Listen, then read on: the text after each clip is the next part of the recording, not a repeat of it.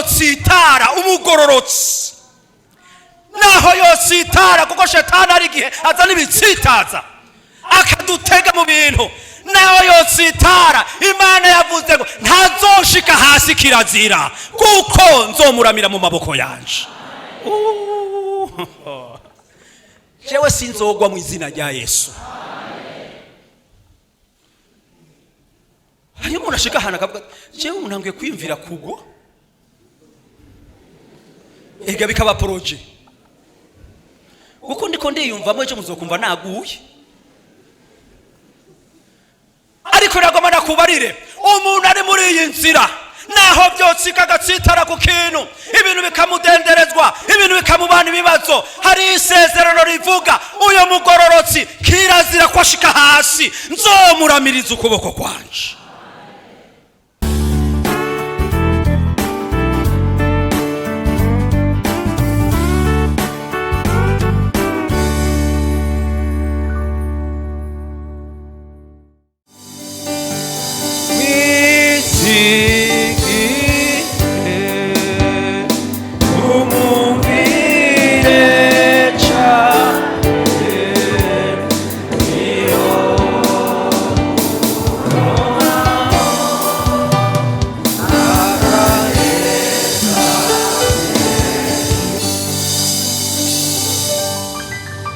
Dusoma ijambo ry'Imana.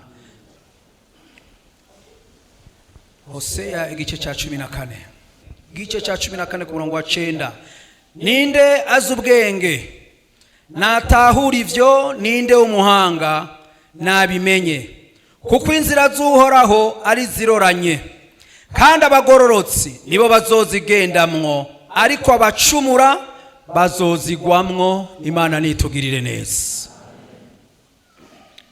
Yesu nashimwe.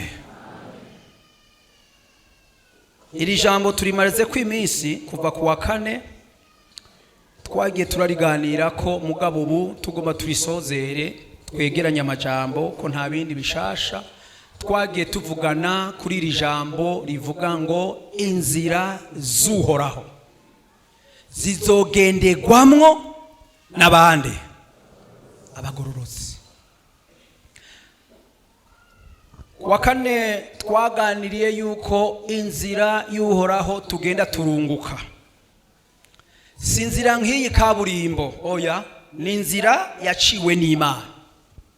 Iyo nzira yayiciriyemwo abagororotsi yo bonyene. Twagiye tuvugana ingene tugenda twunguka muri iyo nzira, twagiye tuvuga ingene tugenda twiyubura muri iyo nzira, twagiye tuvuga ingene tugenda twongerwa inkomezi muri iyo nzira. Ku munsi ugira 5 twavuganye ko iyo nzira ari igihome kirekire umugororotsi yiberamwo akaba amahoro. Ko mu nzira abantu bahura na byinshi. Mu nzira muhura n'abansi, mu nzira muhura n'abagizi ba nabi, mu nzira muhura n'abaguca intege, mu nzira muhura n'ibindi n'abakongera intege canke n'abandi. Ariko twasoma ijambo ry'Imana ku 5 ivuga ngo muri iyo nzira ni igihome kidukingira, hanyuma tugashishikara. Ku munsi wejo twaganiriye yuko muri iyo nzira barafungura, turarya. Imana yaraduteguriye indya, ibyo kurya tugenda turafungura turi muri iyo nzira kugira ngo ntitugwe isari. Twaravuganye ibitari bike. Uyu munsi tugomba dushishikare rero, kandi ndakunda Imana muri iyo nzira. Muri iyo nzira tuhigira ibintu byinshi. Si inzira wowe wateguye, oya, ni inzira Imana yateguye. Mu byumba mu bitahura, nta n'uruhara tubifisemo, nta n'agace kavyo. Ni Imana yateguye iyo nzira kuva dutanguye agakiza. Yesu yavuze ngo ni jewe nzira. Urumva ko isanzwe iriho, ni jewe kuri, ni jewe bugingo. Nta ushika kwa data ntamushikanyeyo. Si inzira rero twadutse ngo twenyene ngo turirongora, oya, muririmbyi yaririmbye ngo tujanye na Yesu. Ni inzira rero Imana yonyene yateguye, hanyuma rero kidushiramwo kugira ngo tuyicemo tugende. Kandi iyo nzira izotujana gushika aho tuzoshika kw'irembo ry'ijuru. Muze murabe mu Kristo, muri irya nzira yaciye muri kya gitabo basomye ingenzi, yaciye mu nzira nyinshi zirimo amategeko menshi. Ubwa mbere yari afise umutwaro, abamubwira ko niyashika ku musozi witwa Golgota ngo azarangamize. Icambere yahuye na Yesu Kristo, aca mwambura uburemere bwose n'ujya mutwaro, aca arashishikara. Bibiri ivuga ngo bamuha igitabo, aca igitabo rero uzogende naco, ivyo uzogenda urahura navyo mu nzira, uzusoma ico gitabo. Abanditse ico gitabo baravuga ingene yashishikara agenda, ibihe byinshi yahuye na Apoloni, ibihe byinshi yahuye n'amageragezwa, ariko n'ibindi bihe yahuye n'abamuremesha muri iyo nzira. Hari ahantu yashitse bita ngo ngazu gahore, aho muri iyo nzu gahore niho bamuhaye ibigwanishwa, bamubwiye ingene akwiye kwifata muri iyo nzira. Rero nukuvuga ngo yari inzira iduga, imanuka, ikikama, igenda uku isubira. Mugabo hari undi mugabo yitwa Nyamujija Mwino yavuze ati iyo nzira uri kuracamo ntayo noshobora, ngo aca yicira mu yindi nzira yindi Yesu yavuze ngo yagutse. Ko Yesu yavuze mushishikare guca mu nzira ifunganye, kuko abayibona ari bake, ariko benshi baca mu nzira yagutse. Ateka mama, iyo nzira muri ko muraca mwifise amategeko menshi, reka nifatire inzira yagutse, yayindi ngo itagira amageragezwa. Ngo nibagwara muri iyo nzira data, ngo nibahura n'amageragezwa muri iyo nzira. Nigeze kuhura n'umukristo asengera mu shengero rimwe, yavuga ngo nta mukristo agwara. Ivyo murabishigikira? Bamwe twagarukiye ku rupfu. Ngo kuko ingwara zose muri Yesango yarazikoreye, uzoba utari muri iyo nzira sha. Ngo nta mukristo akena, ngo kuko Yesu niwe butunzi bwa byose. Ego mwijuru ntituzokena, mugabo aha muri iki gisagara cya Bujumbura aha bamwe baje ngaha baburaye kandi bagororokera Imana. Ngo nta mukristo ura n'amageragezwa ngo kugeza nahaburanirwa. Nyabuna wa mukristo we, twebwe aho ni muri iyo nzira niho byose bipoperanije biriyo. Ni dini rimwe riri ngaha hepfo muzoryumva, ukabona bikora ntucokereyo ngo hari icyo bazogukizayo, nta kiriho. Nico gituma iyi nzira yateguwe irimo amageragezwa, irimo ibibazo, iraduga ikamanuka, ariko dufise Yesu yaratwitangiye imbere, ari muri yo. Naho rero ni none haji wanyu hajya kurugero ryo sengero bose bafise amamodoka, ataho ngo nuwo atarazishikirwa, natwe nuko nyene riga. Si twese tufise byose, kuko umuntu wese afise igihe ciwe. Umuntu wese azokwishurirwa mu gihe ciwe. Wowe uno munsi ntubona umuntu ariko aranyiganyiza kiba muri bijya, kumbure nawe nyene iyo nzira uri mu uyu munsi duga yarayirimwo, ariko ashitse ahantu naho nyene bagira bamuzimana, kuko ndakunda Imana. Hari gihe tujyamu kaca mvuka ukavyuka, narenda rota ndikunda ruri musozi kweri. None yo ntuza murondere ko ibiyegayega ari mu mwanya wo kuduga umusozi, mugabo afise ibyizigira byo kuminuka, ugatangura kumubwira reko muri uwo musozi ngo byose biriyo, uri kuramubesha. Ahubwo mwambika ibigwanishwa agume kuri uyo musozi aduge buhoro buhoro. Hanyuma ugasha wumva uwundi ati yo naraye mbonye nambeswe impuzu za uniforme za kaki ngo ngene mu ishuri, ncayo nyine arageze kuja mu ishuri. Uyo rero ntumuzanire ande masezerano, kuko uyo ari ahantu ho kwigishwa. Hari undi yicara ati naraye ndose ndiko ndamura amafreze, ndiko ndamura imyembe, ageze mu gihe cyo kuryaga. Uyo rero ntumusubize muri ayo mageragezwa, kuko aho yahavuye igihe agezemo cyo muri iyo nzira nico kurya. Bivana ingene aza kwifata kubirya ivyo bintu. Naraye ndose mbona amakafe ariko aramanuka mu nzu yanje, harageze kwarya. Muri iyo nzira rero twese naho tuyirimo turi mu bihe bitandukanye. Bamwe bari muri ibi, abandi bari, kandi Imana iramenya ingene tujana buhoro buhoro twese kabisa muri iyo nzira. Ikamenya ingene kubungabunga uri kurarira wabuza akazi, erega ariko ararira, ariko nimumureka arire kugezaho igihe cyo kizogera. Ntuzutira amarira menshi imbere y'Imana ngo nikwica yishura. Imana nikangwa n'ivyo, irakure kukarira ugasubira ukarira, ukwezi kugahera ukarira, timureka zonuma, niyanuma tuzomwishura.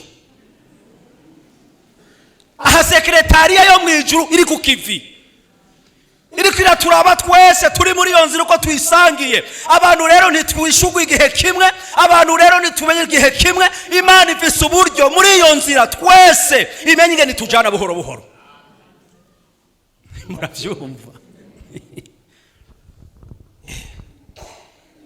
mwigeze kubona umuntu ariko aratembagaza 6 ariko aratembagaza Vicky V8 nga zanumva yegerero rya muntu nyene kico kive8 onanje ndiko ndasenga Imana imikituga nkici nje kuvuga ubutumwa bwiza nyene kive8 aramuraba ivyo si ivyifuzo mwene data ukijanisha ubutumwa bwiza tanguza amaguru hanyuma uduguje kwikinga none ushaka kuja muri etage uravumeneka hanyuma nibaduga kwikinga ucugenda kwimoto hanyuma niyaguha moto iguheba charge ikintu cyose n'urutonde bantu b'Imana aho nari ruhande yiwe mwene data narakosoye kweri gushaka vewe tujana ubutumwa bwiza zireke zijya mugabo bujane muri pressureje bariho muri rwakarede bariho kanyaga n'amaguru bwa mbere umuhamagaro banzushe hanyuma uzogende mu bihegayega mu nyuma ndiko ndavuga ko muri iyo nzira bene data ndiko ndakubwira wewe uri muri iyo nzira ihangane ni turi mu bihe bimwe ni twiri mu ibabara rimwe ariko turi mu rugendo rumwe kandi urwo rugendo Imana niyo yaruteguye humura igikuru mfise ko kiri ku mutima wanje kinzirika nuko yamamagaye mfise ivyizigiro izonshikana amahoro ehego kwe erga Imana ntizoreka kugushikana ko kuri mu mageragezwa izogushikana muri aya mageragezwa nyene urimo ariko ubona umunsi umwe ni tibu tukorokeyeyo reka turenge tushishikare rero gatoya kuvayo turabi ivyaha hantu kuvayo 14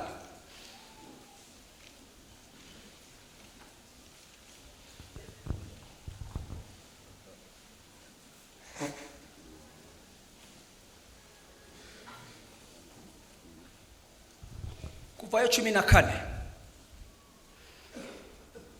turasoma ku murongo wa 15 tugeze kuri 20 hanyuma tuce tujya kuri 10 igihe cya 14 kandi 24-25 kuvayo 14-15 Uhora abaza Mose ati niki gitumye untakira barira Abisirayeli bakomeze bagende nawe umanika inkoni yawe uramvura ukuboko hejuru y'ikiyaga ugitandukanye Abisirayeli bace hagati mu kiyaga nko ku musozi nanje raba ndakomantaze imitima y'abanyegiputa nabo bahace babakurikiye maze mbone kwihesha icubaho kuri Farao no ku ngabo ziwe zose no ku mikogote yiwe no kubagendera ku mafarasi biwe abanyegiputa niho bazomenya yuko nduhoraho ninamara kwihesha icubahiro kuri Farao no ku mikogote yiwe no kubagendera ku mafarasi biwe maze umumarayika w'Imana yahora agenda imbere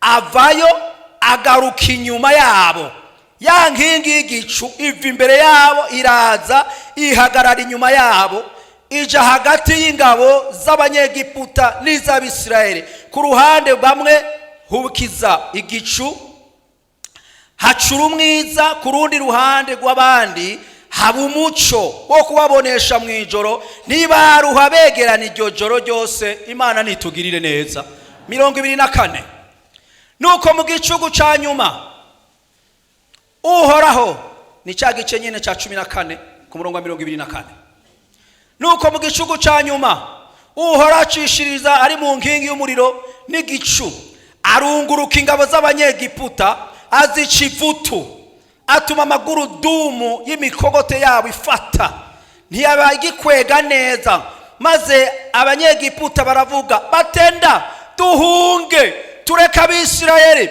kuko Uhoraho abatabara ari wagira gute umva muri iyo nzira no kumenya yuko Uhoraho ari imbere kandi ari inyuma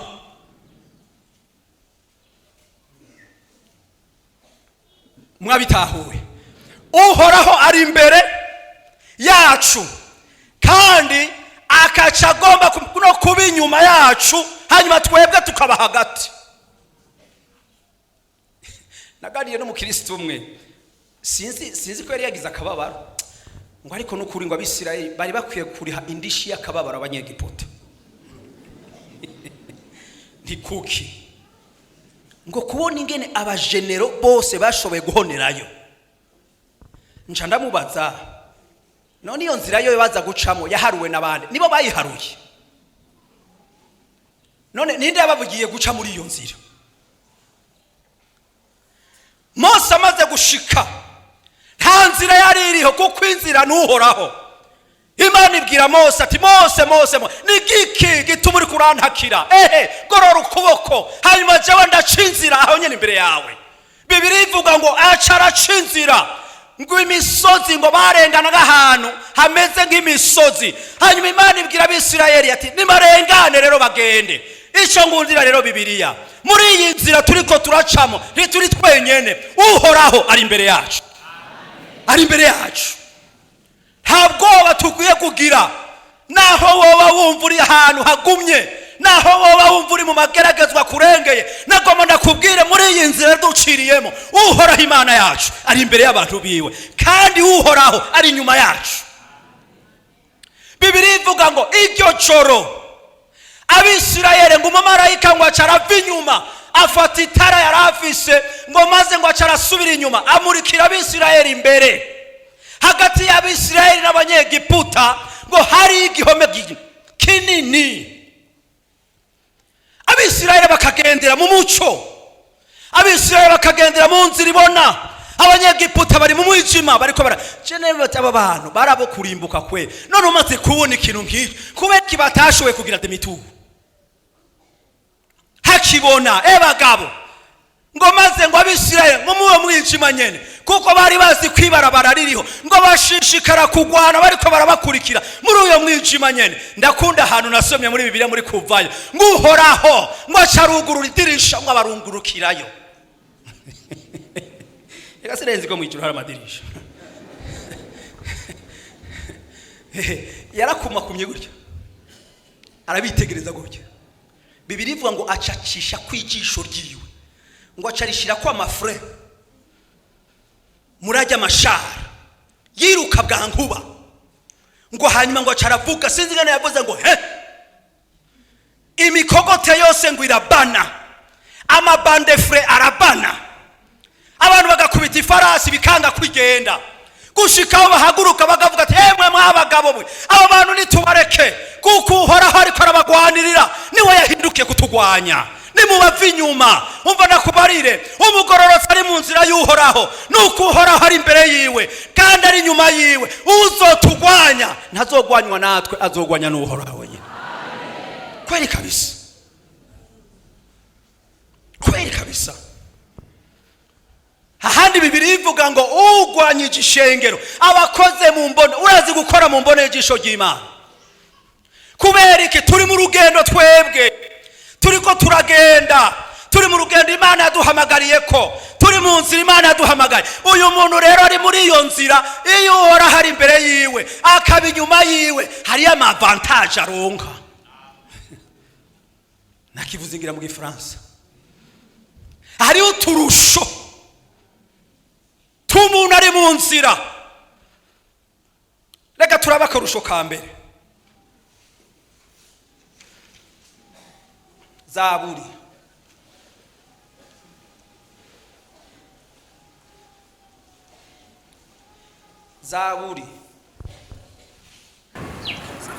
igice ca 37.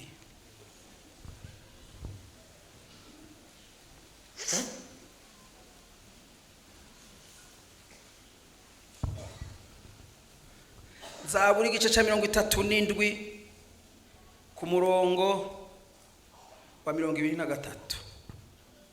Tumanuke gato. Iyi ntambuko z'umuntu zishigikiwe n'uhoraho akanezererwa inzira yiwe, naho yotemba ntazoshika hasi gose kuko uhoraho amuramira mu maboko yiwe. Uhereye nkiri muto none ndashaje ariko sinigeze kubona umugororosi yahebwe cyangwa uruvyaro rwiwe rusegerereza ibyo kurya. Imana nihabwa icubahiro.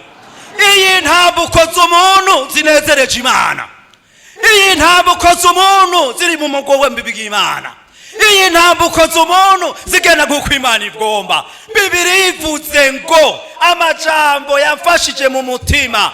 Bibiri ivuze ngo naho yotemba birashika ko umuntu ahinyagara.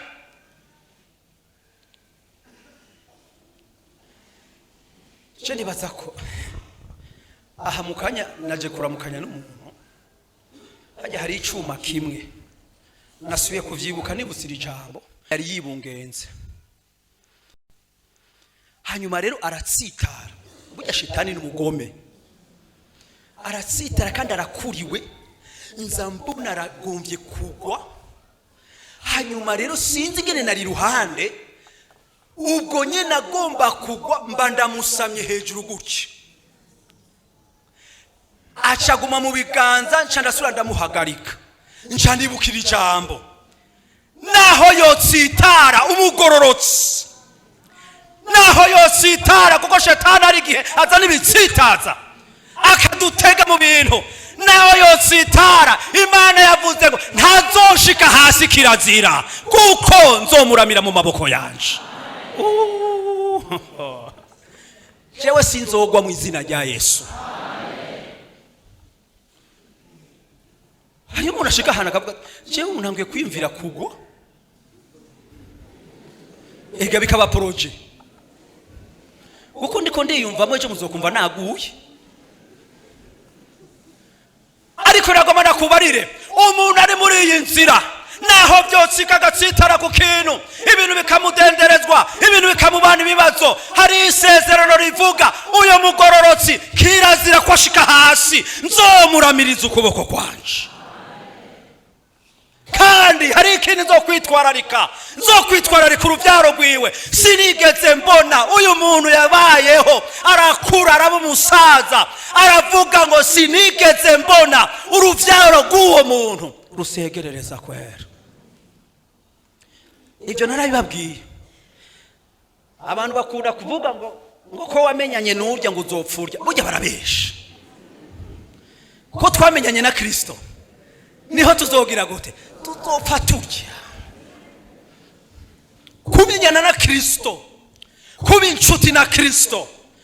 Nabwiye abana naho nzoba narapfuye, naho nzoba nakiriho, muzopfa murya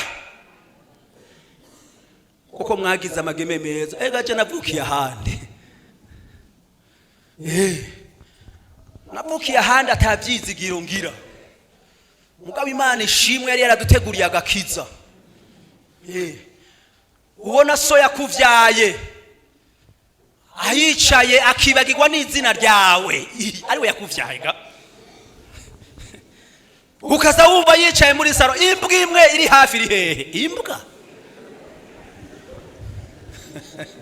kandi ahagita nitabaga ndagira gute none ko ndi yayo, iyo aba hafi yaza yiruka. Naho twakuriye.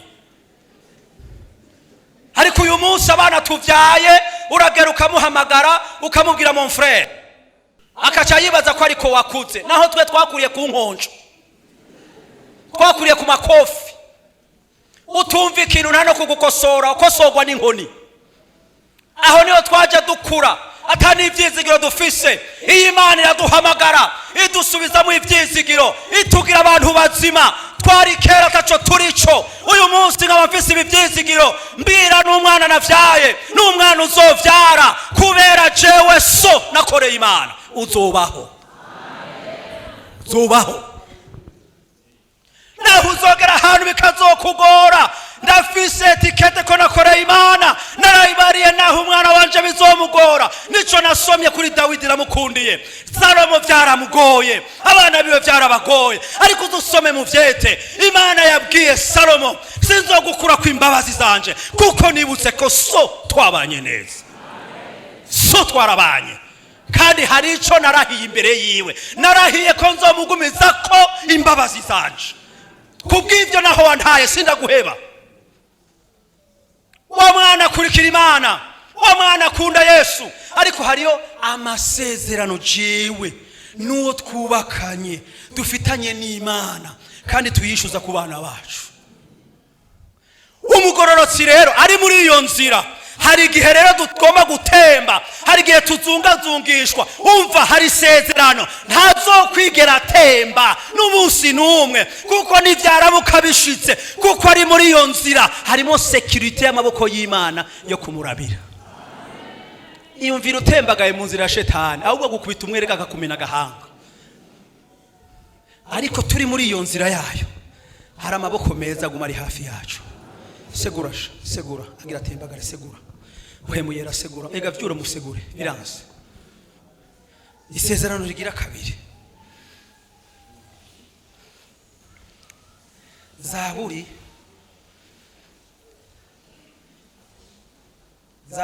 ya 17. Dukurikiza iryo jambo.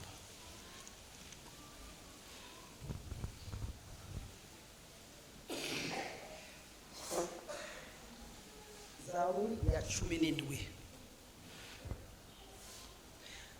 umurongo wa 5. Intambuko zanje zishikamye mu nzira zawe, ibirenge vyanje ngo nibigira gute? Mbe kunyerera muracumva? Intambuko zanje iyo ziri mu nzira y'Uhoraho, mu birenge vyanje hasi hariho supaguru. Muratahurije? Mu birenge vyanje hasi kubera hariho Kristo.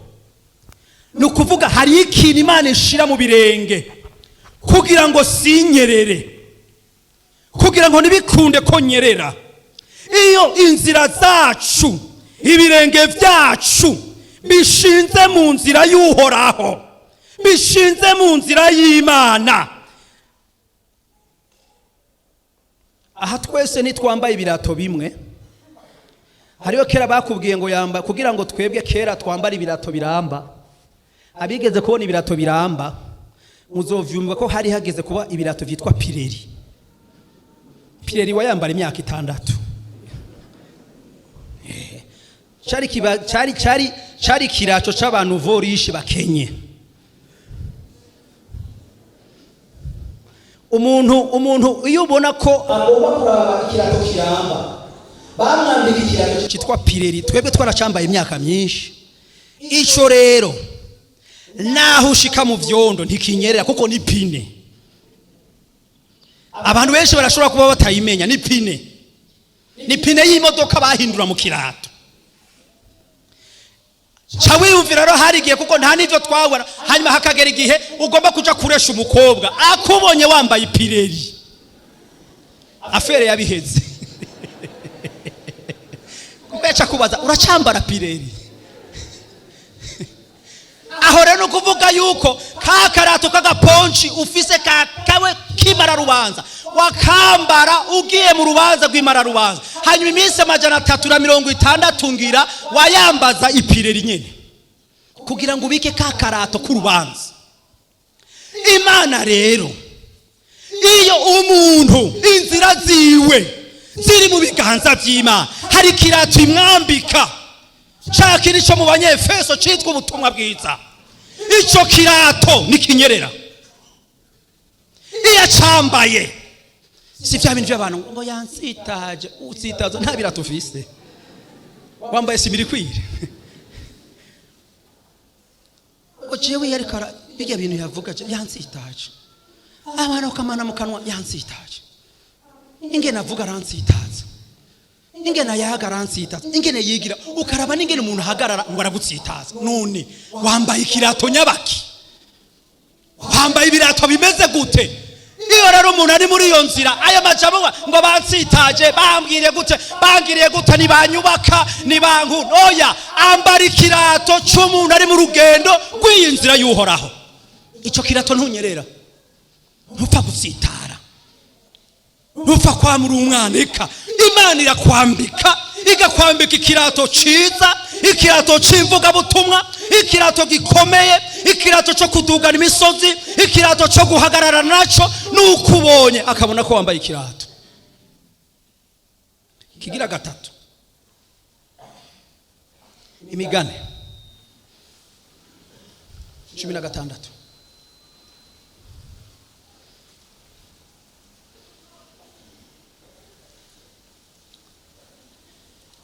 Imigani igice cya 16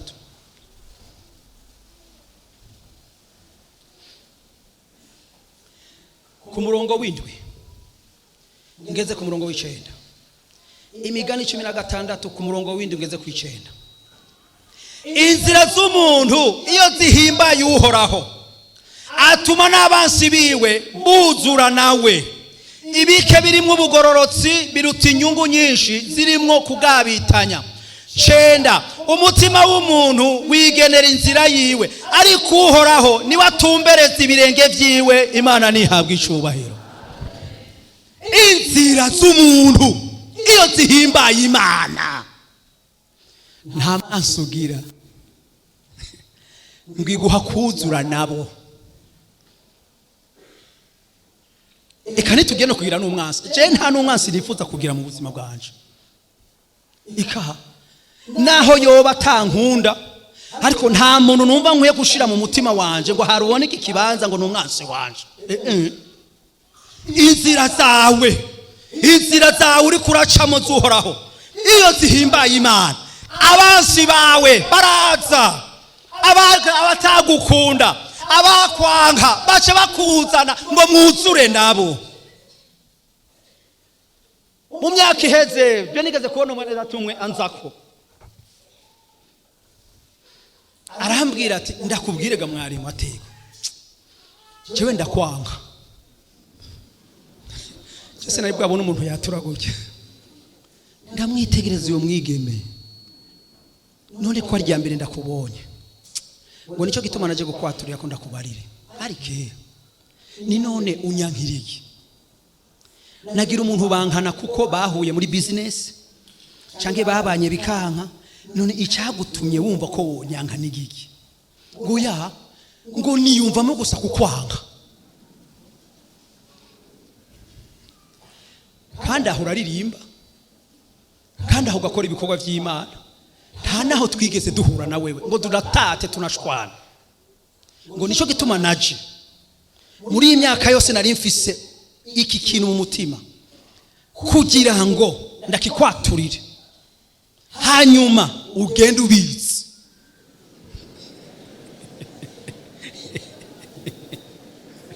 Urumva impamba yantekereye. Yemwe mu mitima yacu hari ibintu byinshi twoshirayo, mugabo ico nikikwiye kujamo. Uyo muntu harahera iminsi ndasubira ndagenda kumurondera, ndasubira ndamubaza mbega n'ubu uracanyanka? Ngo yavyaragabanutse. Urakoze. Ndasubira kandi ikindi genda aja kumurondera, mbega toyo kunyanka igeze he?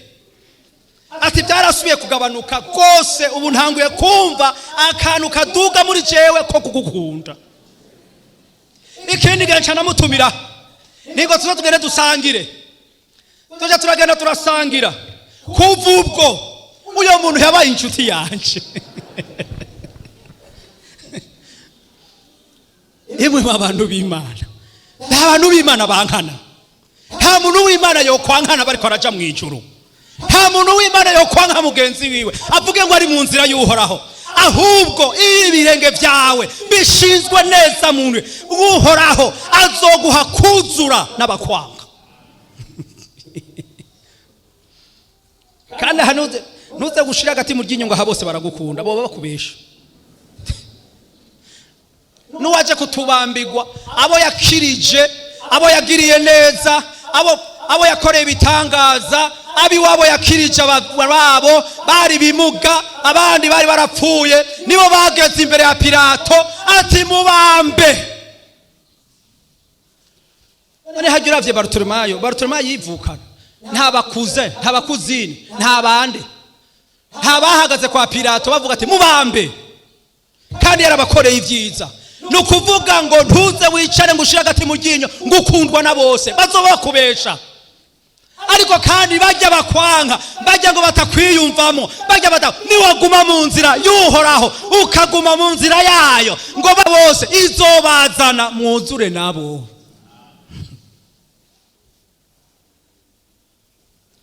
Some Yesaya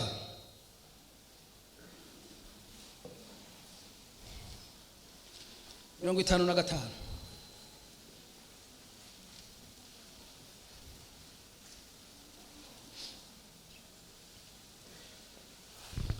Murongo wa gatandatu.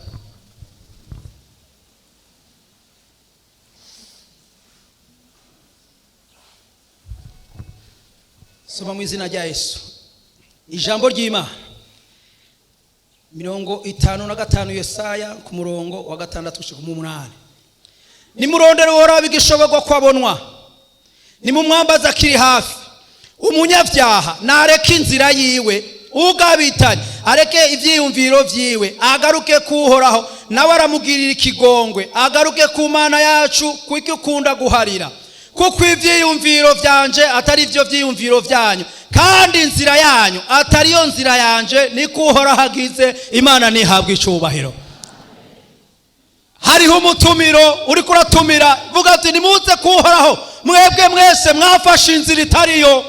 Abari mu nzira y'Uhoraho baramahoro, abari mu nzira y'Uhoraho baranezerewe. Ariko hari umutumiro utumira kuri uyu wese ari mu nzira itari y'Imana, ari mu nzira itariyo. Hari umutumiro uri kurahamagara, nimuze muve mu nzira yanyu, muve mu nzira mbi umaze mu minsi. Umaze igihe uri mu nzira mbi, uri mu nzira ikuruhije, uri mu nzira uryama ntusinzire, uri mu nzira uryama umenga urarushe. Hariho umutumiro w'Uhoraho tumira. Nico gituma yagutumye muri minsi. None kurushe, none kunaniwe, none ko wumva muri uru rugendo vyanse, ariko muri iyi nzira n'ahantu tuzohembukira, n'ahantu Imana ivugana natwe, n'ahantu Imana idusanga. Ariko ndafise ijambo ry'umutumiro, ndiko natumira wewe wumva urushe, ndiko natumira wewe wirondereye inzira, ndiko natumira wewe. Bibiri ivuga ngo ivyiyumviro vy'Imana sivyo vyiyumviro vyiwawe, inzira z'Imana sizo nzira ziwawe. Ariko aragutumira, ariko aragutumira, ngwino va muri iyo nzira umaze mu minsi, mva muri iyo nzira umaze mu minsi uriko uragendamo. Wabonye ku buzima bwanse, hari aho wicara ukavuga ati icovuma mpfa, icovuma mvaho. Kubera iki? Kukurushe, kukunaniwe. Ariko abari muri iyo nzira Uhoraho ari imbere yabo, kandi Uhoraho ari inyuma yabo. Bari mu nzira ya security, Imana yarabatoranirije. Ariko iyi nzira urimwo urarushe, hari umutumire uri kuraguhamagara. Va muri iyo nzira urimo, va muri iyo nzira urimo, vayo ntupfe. Va muri iyo nzira. Nta bundi butumwa two kubarira. Tumaze iminsi turabwira abantu bari muri iyo nzira ko bakwiye kurema, turi kumwe n'Imana, turiko turajana nayo. Ariko va muri iyo nzira. Hari umugabo yigeze gupfira muri hôpital militaire, kandi akaba yari umupanekoti. Sengera mu bubwiriza kanaka araheze nk'imyaka nk'ine. Yakora amanyanga, agakora ibibi ari mu ishengero ry'Imana, agasuzugura ivy'Imana. Ujya hari igihe c'ubuntu gihera ku muntu, Imana ikamudaho. Iyo muntu barantuma ko nanicaye aha, tinyaruka hari umuntu agomba gucikana, kandi aragukeneye. Kandi uyo muntu yari yakubiswe inkono, ni sinzi ngira n'inkoni kwere, yari yagizwe paralizi iki gihande cyose nticakora. Hanyuma rero tugiye kuganira, kuko yarapfuye, acarambarira amajambo yambabaje. Ngo urazi gituma naho nagutumyeko, ngo nagutumyeko ni kimwe gusa, ngira ikimenyetso cyuko napfuye menyesheje aya matangazo. Ni none aya matangazo warinda gutuma ku mutungozi w'Imana. Ati cara, ndicara. Yari afise amabanga kanaka akora. Ati jewe ndi umupenekoti wa kera, ariko narafyinye n'Imana, kandi Imana gwirampanye. Ngira nshikane ngo kuko naryamye muri iri joro ndarota, ngo ndota haza umuntu ampagarara hejuru mu ndoto, ngo arambarira ati ngo kuko wakinye n'imburi y'Uhoraho. Aha niwe ngo yarosega, ngo ndaguciriye kwiteka, ngo ntuzopfa usubiye kubona umuco ukundi. hanyuma rero nca ndashika ariko aranyiganira ayo majambo nca nanje ndikoraga ku majambo y'Imana. Bibiliya ivuga ngo naho ibyaha byanyu byotukura tukutuku ngo Imana irashobora kuvyeza. Icyaha cyonyine kidashobora kwezwa nimba wararogose kuri mpwemu yera ubimbwire. Ukaba wararogose kuri mpwemu yera ugatitura ivy'Imana yakoze, hanyuma mpwemu ariko arakora, aho ni kibazo. Aca aravuga ati ibyo navyo nomenya, mugabo nagira nakubwire, vuga usome ayo majambo y'Imana uheze. Ni waheza nagira nagusezeranire nawe uzoshikahe jewe ngo nibonye nkorokera muri Gehinomu. None uyo muntu ubona nari gushishikana mfasha gute? Ndazikurura amajambo y'imbabazi z'Imana, ndavuga ubuntu bw'Imana, ndavuga kugira neza kw'Imana, ndavuga ko atahana umunyabyaha atotogwa, ndavuga ko atahana umunyabyaha Imana itomushikira. Arambarira neza ati nawe uri kurashishikara uvuga urubanza rwanje ndaruzi. Umva nakubwire muntu w'Imana, aha Imana isemerera uko ukaguma wiyugaranya ahantu, mfise ivyiyumviro, mfise ibintu mu mutwe nama mbona ubu buntu bw'Imana bugushikako ijoro n'umutaga. Imana ivuze ati hindukira, hindukira. Mpejeje nca navuga ati kuvuze gutyo rero mbega niwizera ko imbabazi z'Imana nozisaba ziza? Ati ntazo nizera. Senga rero Imana yo mwijuru, ndasavye uyu mutima urazi ngene wogenza. None ko Bibiliya ivuga ngo kwizera k'umuntu niko kuzomuka, nta no kwizera afise. Ariko ndakwinginze Mana umwibuka uyu muntu yarigeze kuba mu ishengero, ariko ibibi yambwiye yakoze byaragahomera bunwa. Ntame pejeje ngihaguruka acara cikana atakintu na kimwe nshoboye kandi gufasha. Urazi umuntu ubuntu bw'Imana buri imbere yiwe, ariko yo yibutse inzira yarimwo. Yambwiye ati nari mu nzira mbi ngo turazinanye nayo, narayikoreye ndayizi, ariko ibyo nakoze ibi ndakubariye nagahomera bunwa. Nayo nyene twaravuganye kuko yajyamye abona ngo ikintu kimeze nk'iyi muryango ngo kiraza imbere yiwe kirakinga. Uyo muntu amanuka ikuzimu mbona babwire shengero ry'Umwami, guma mu nzira y'Uhoraho, guma mu nzira y'Uhoraho, kuko muri iyo nzira niho hari imbabazi, niho ishobora kudusama. Ariko ukaguma muri ijya nzira we uzi umazemo iminsi ugenderamo, hari imburi kirakubarira vayo, vayo, vayo, ubuntu buracariho, buracahamagara. Twunamika amaso duse, vayo, hari ijwi rihamagara, vayo. Umaze iminsi unyegeye mu nzira mbi, we uri munsi y'igiti, we ugaze kwibarabara, ijwi rya mpwemu yera ziravuga ati vayo, vayo, ejo sahi wacu.